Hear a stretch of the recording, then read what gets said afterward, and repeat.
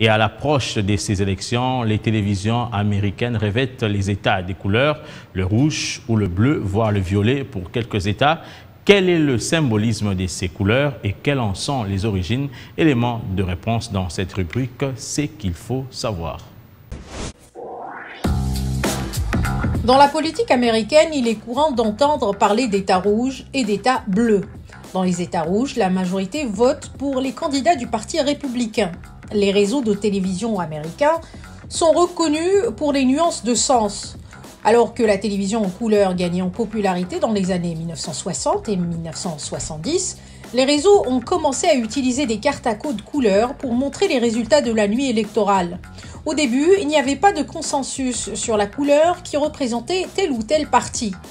Mais lors de la présidentielle de 2000, la plupart des réseaux ont utilisé le bleu pour les États démocrates et le rouge pour les républicains. Les gens ont alors commencé à utiliser l'État rouge et l'État bleu comme figure de style pour parler des bastions des partis politiques. Les États violets, également appelés États pivots, sont un mélange de rouge et de bleu.